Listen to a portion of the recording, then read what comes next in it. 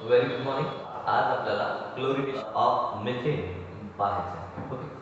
तर chlorination of methane आपल्याला जर करायचं झालं तर सिंपल त्याच्यासाठीची एक जनरल रिएक्शन इथे मी लिहितो. CH3 बॉन्ड H म्हणजे हा आपला मिथेन असणार आहे आणि या मिथेनचं क्लोरिनेशन करायचं आहे म्हणजेच याला क्लोरीन सोबत म्हणजे Cl बॉन्ड Cl सोबत काय करायचं आहे रिॲक्ट करायचं आहे. ओके.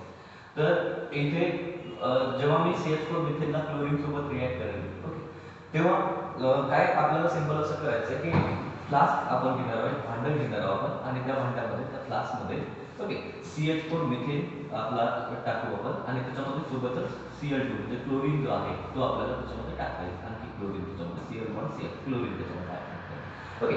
तसं जर पाहिलं तर CH4 मिथेन हा गॅसियस स्टेटमध्ये आहे आणि Cl2 जो आहे क्लोरीन तोही गॅसियस स्टेटमध्ये. तर जसं भांड्यामध्ये घेणं तर शक्य होणार नाही, तो तिथून निघून जातील, पण तुम्हाला समजावं म्हणून मी एका फ्लास्कमध्ये घेतला असं कन्सिडर करा. ओके ठीक आहे. मी त्याला असं कव्हर करून ठेवलंय समजा. ओके असं होणार नाही ते पण ठीक आहे. तर CH4 मिथेनला आणि क्लोरीनला जर एखाद्या कंटेनरमध्ये तुम्ही ठेवलं ओके तर त्याची रिएक्शन ती आपोआप होणार नाही. ओके ती रिएक्शन होण्यासाठी ते एकमेकांसोबत रिएक्ट होण्यासाठी आपल्याला तिथे गरज पडते ती UV लाईटची. ओके UV लाईटची किंवा सनलाईटची. ओके UV लाईट किंवा सनलाईट आपल्याला तेव्हा कुठं या दोघांमध्ये रिएक्शन होईल आणि त्यामधून HCl ओके HCl निघून जाईल आणि इथे आपल्याला CH3 bond Cl okay plus HCl असा जो आहे तो प्रोडक्ट भेटेल. म्हणजेच आपण सिंपल असं म्हणू शकतो की हा CH4 मिथेनचा हायड्रोजन ॲटम रिप्लेस केला गेला एका क्लोरीनने. म्हणजे या रिएक्शनला आपण सबस्टिट्यूशन रिएक्शन असे म्हणतो.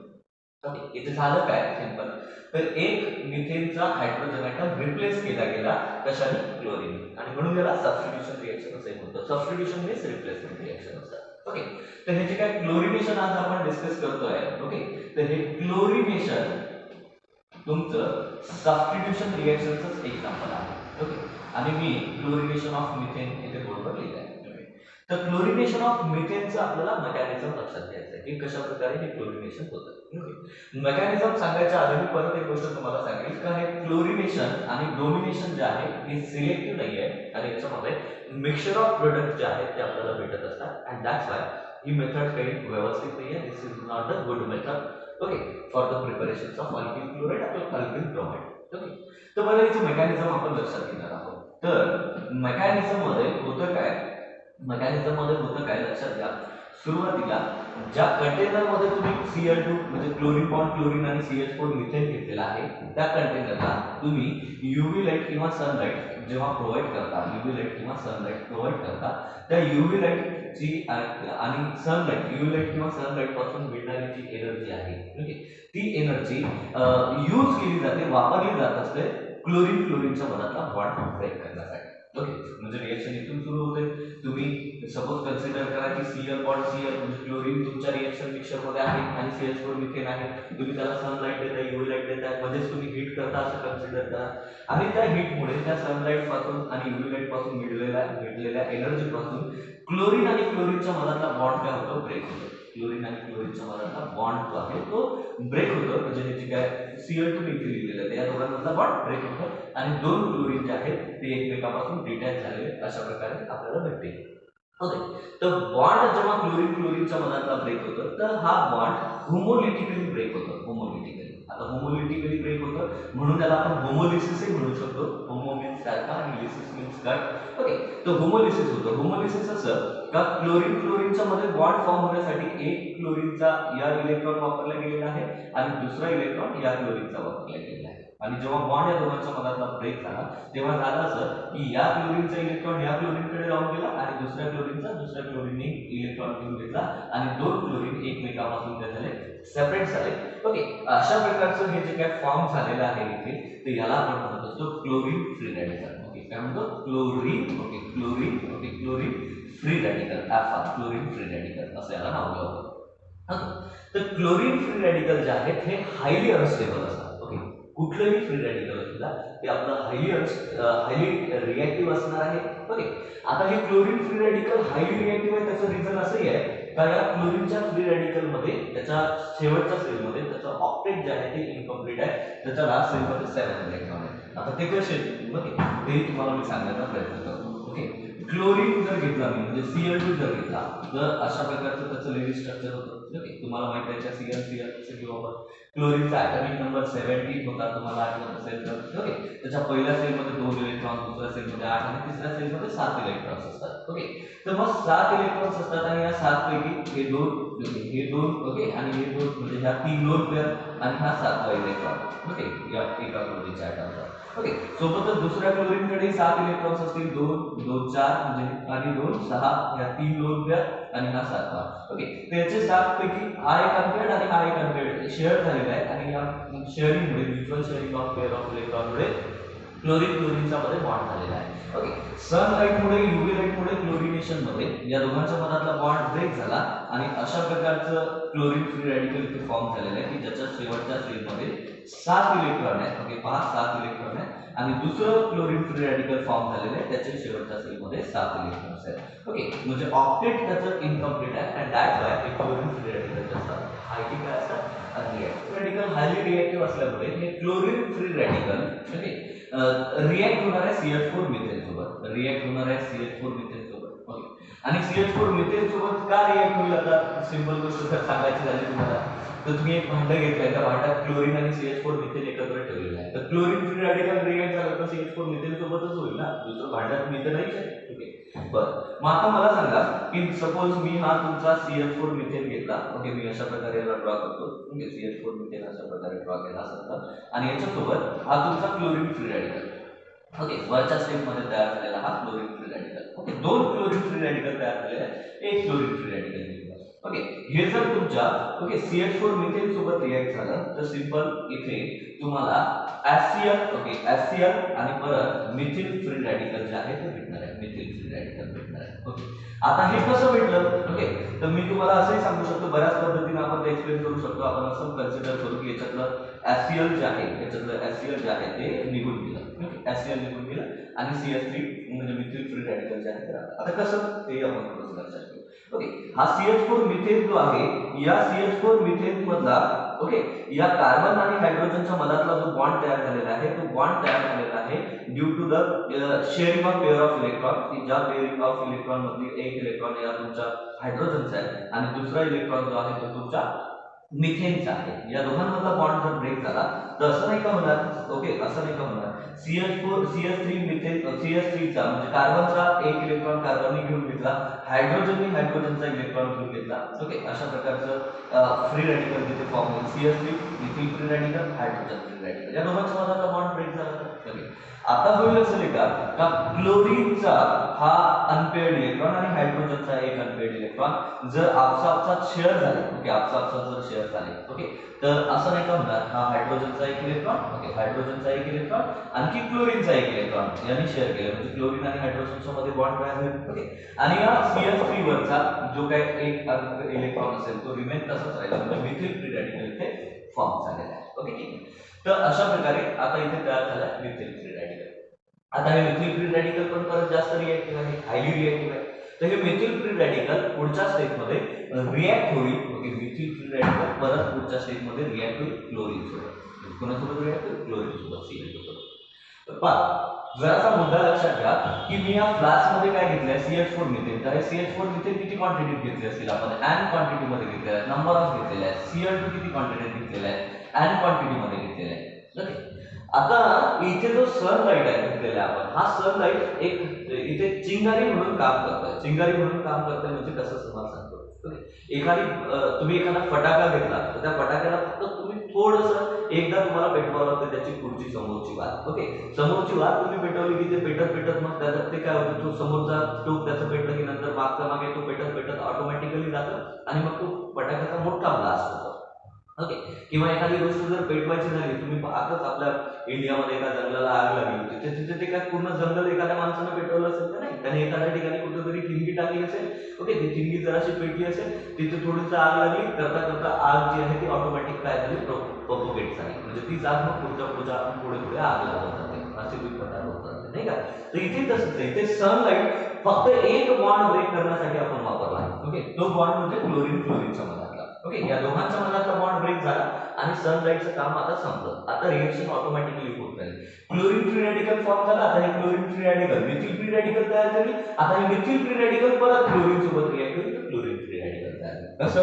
ओके, इथे लिहिण्याचा प्रयत्न करतो पहा. ओके, ही झाली तुमची एक स्टेप. ओके, ही झाली तुमची दुसरी स्टेप. ओके, तिसरी स्टेप मी इथे लिहितो. ओके, थर्ड स्टेप आपण पाहू. काय काय झालं, मिथिल फ्री रॅडिकल.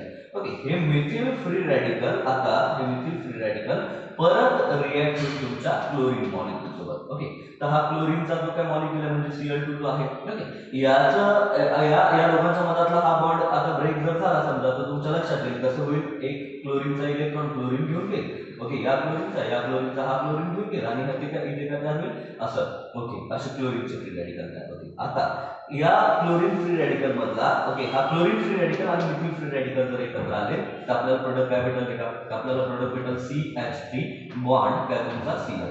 म्हणजे Cl, या दोघांनी याचा एक इलेक्ट्रॉन आणि याचा एक इलेक्ट्रॉन दोघांनी शेअर केले ना, एक क्लोरीनचा आणि एक मिथिलचा. ओके, मिथिल फ्री रॅडिकल दोघांचा शेअर केला म्हणजे CH3 बॉन्ड Cl तयार झालं. ओके, परत काय तयार झालं बेटा, परत काय तयार झालं, क्लोरीन फ्री रॅडिकल तयार झालेलं आहे. आता हे क्लोरीन फ्री रॅडिकल परत रिॲक्ट होईल, क्लोरीन फ्री रॅडिकल परत रिॲक्ट होईल CH4 मिथेन सोबत, कारण CH4 मिथेन नंबर ऑफ घेतलेला आहे. मग परत CH4 मिथेन सोबत क्लोरीन फ्री रॅडिकल तयार रिॲक्ट झालं का, तयार काय होईल तिथे मिथिल फ्री रॅडिकल. हे मिथिल फ्री रॅडिकल परत रिॲक्ट होईल क्लोरीन सोबत. ओके, मग तयार काय होईल तुमचं chlorine free radical. This reaction will take place again and again until की या रिॲक्शन मिक्सचर मध्ये, या कंटेनर मध्ये घेतलेले सगळे CH4 मिथेन कंझ्युम होत नाही.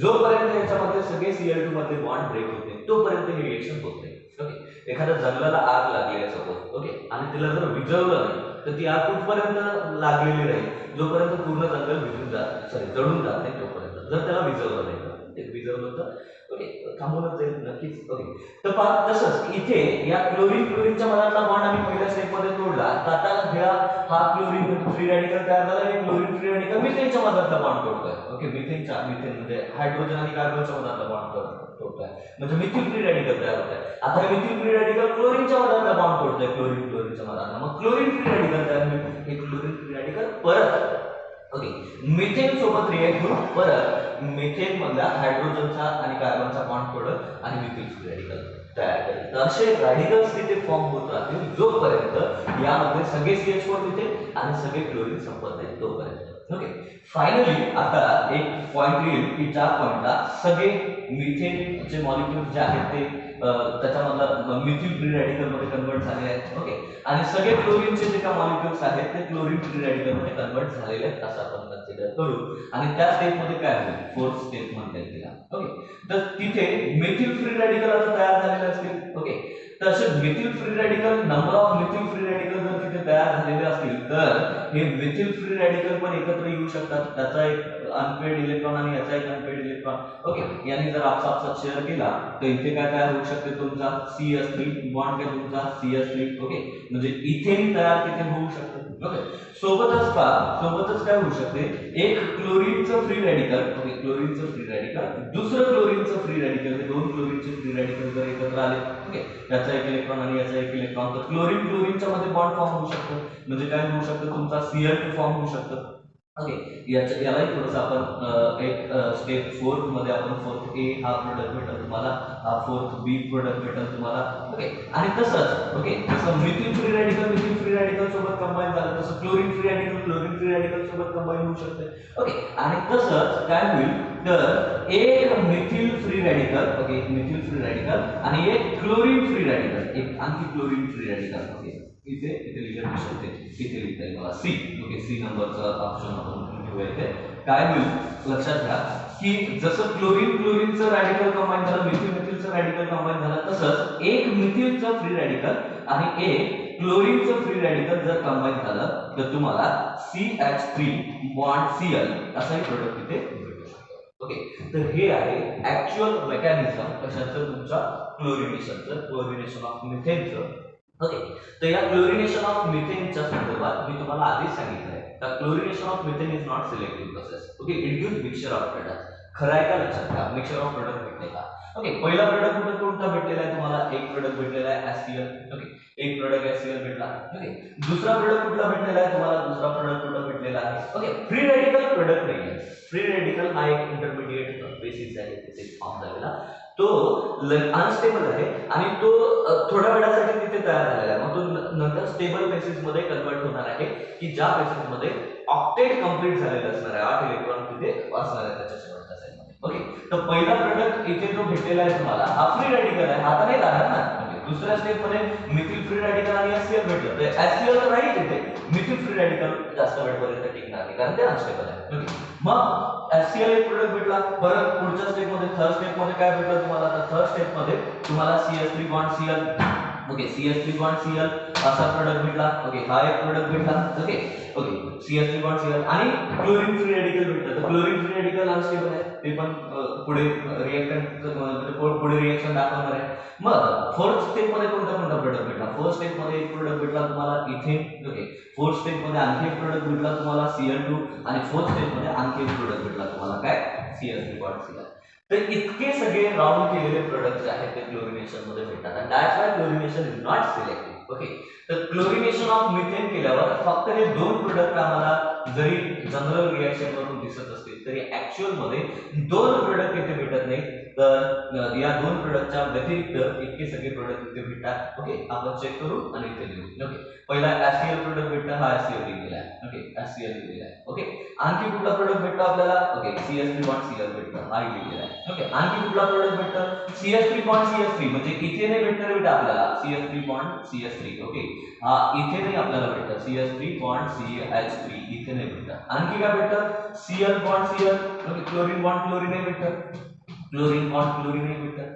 आणखी काय प्रोडक्ट भेटू शकतं, तर आणखी एक फोर्थ प्रोडक्ट होता CH3 बॉन्ड Cl, तो आधी लिहिलेला आहे. तर पहा, मिथेनचं जर क्लोरिनेशन तुम्ही कराल तर तुम्हाला इथेन भेटू शकतं, मिथिल क्लोराईड भेटू शकतं, Cl2 म्हणजे क्लोरीन भेटू शकतं आणि HCl, असे 4 पॉसिबल प्रोडक्ट भेटू शकतात. यावर क्वेश्चन तुम्हाला विचारलं जाऊ शकतं. ओके, का क्लोरिनेशन ऑफ मिथेन जर झालं तर खालीलपैकी कुठले कुठले प्रोडक्ट तुम्हाला भेटतील, तर खालीलपैकी कुठले कुठले प्रोडक्ट भेटतील, हाही भेटेल, हाही भेटेल, हाही भेटेल आणि हाही भेटेल. ओके, हे चारही प्रोडक्ट. तर अशा प्रकारे आज आपण एक सिंपल क्लोरिनेशन ऑफ मिथेन जे आहे ते पाहिलं आणि त्याचं मेकॅनिझम आपण थोडंसं समजून घेण्याचा इथे प्रयत्न केला. पुढचा जो काही टॉपिक असेल त्या संदर्भातला तो आपण उद्या कंटिन्यू करू. आजच्या दिवसाला